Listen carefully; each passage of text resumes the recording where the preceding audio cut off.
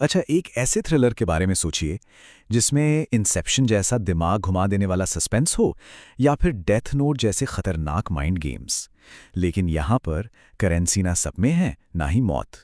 यहाँ पर सौदा होता है किस्मत का। चलिए, एक ऐसे सवाल से शुरू करते हैं जो शायद थोड़ी बेचैनी पैदा कर दे। क्या हो अगर किसी की अच्छी किस्मत बस यूं ही कोई इत्तेफाक न हो?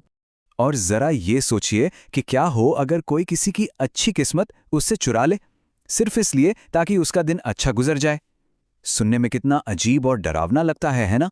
बस यही वो खतरनाक आइडिया है जिस पर बेस्ड है novel the zero sum game. तो चलिए, आपको इस दुनिया के अंदर ले चलते हैं। ये शहर है ऑस्ट्रेल वैने, जहां किस्मत एक तरह का बैंक अकाउंट है और लेजर नाम की एक टेक्नोलॉजी है जिससे इस अकाउंट को हैक किया जा सकता है, मैनिपुलेट किया जा सकता है। और इस दुनिया का सबसे बुनियादी, सबसे डरावना नियम है इक्विवेलेंट एक्सचेंज। मतलब अगर किसी एक को कुछ मिलेगा तो किसी दूसरे को उतना ही कुछ खोना ही पड़ेगा। ये एक सच्चा जीरो सम गेम है। तो इस टेढ़े मेढ़े खेल का हीरो कौन है? मिलिए केलन वैंस से। वो कोई जासूस नहीं, कोई सैनिक नहीं, वो एक एक्चुअरी है, मतलब नंबरों का आदमी, जिसने मैथ्स को ही अपना हथियार बना लिया है। केलन को किसी आम हीरो की तरह मत समझिए। कहानी की शुरुआत में वो शहर का सबसे बदकिस्मत इंसान है, पर वो लेजर का इस्तेमाल करके दूसरों की बदकिस्मती को अपनी खुशकिस्मती में बदल देता है। चलिए देखते हैं कि केलन अपनी इस ताकत का पहली बार इस्तेमाल कैसे करता है। उसे बस घर जाने के लिए एक टैक्सी चाहिए। कीमत 15 लाख पॉइंट्स। वो ये पॉइंट्स एक अमीर आदमी से चुराता है जिसने भरी महफिल में उसका मजाक उड़ाया था। और नतीजा, उस आदमी की कार का एक अजीब सा एक्सीडेंट हो जाता है और ठीक उसी वक्त केलन को एक फ्री टैक्सी मिल जाती।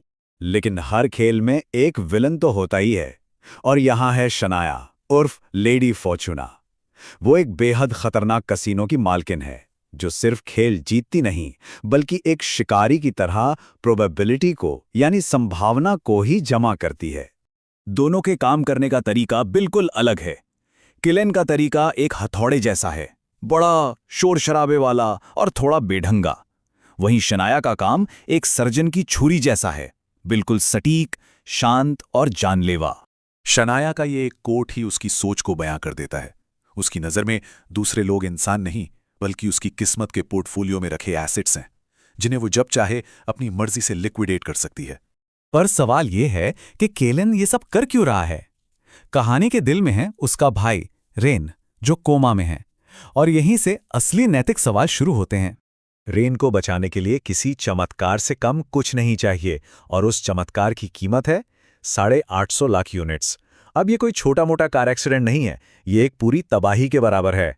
और उस चमत्कार की एक बहुत ही भयानक कीमत चुकानी पड़ती है। केलन एक बिजनेस टाइकून से किस्मत चुराता है, और नतीजा एक स्काई स्क्रेपर पर क्रेन का एक अजीब सा भयानक हादसा होता है जिसमें 14 बेगुनाह लोग मारे जाते हैं। एक बार फिर वही नियम सामने आ जाता है, इक्विवेलेंट एक्सचेंज।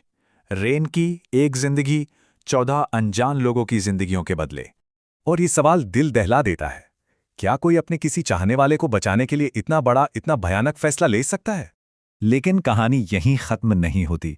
जब केलन का सामना शनाया से होता है तो वो उसकी सारी की सारी किस्मत छीन लेती है।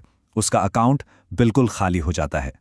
ऐसा लगता है जैसे केलन पर कोई श्राप लग गया हो। उसकी किस्मत 100 में से सिर्फ 3 पर आ जाती है। पूरी कायनात उसके खिलाफ साजिश कर रही होती है। लेकिन यही बात उसे सबसे ज्यादा खतरनाक बना देती है, क्योंकि अब उसके पास खोने के लिए वाकई कुछ भी नहीं बचा है। तो ये तो बिल्कुल साफ है कि यह सिर्फ एक शुरुआत है। ये शतरंज की कोई आम बाजी नहीं, ये एक ऐसी बाजी है जहां बोर्ड पर खुद हकीकत यानी रियलिटी दांव पर लगी है। और किताब की ये एक लाइन इसकी डार्क और दिलचस्प फिलॉसफी को एकदम सही तरीके से बयां करती है।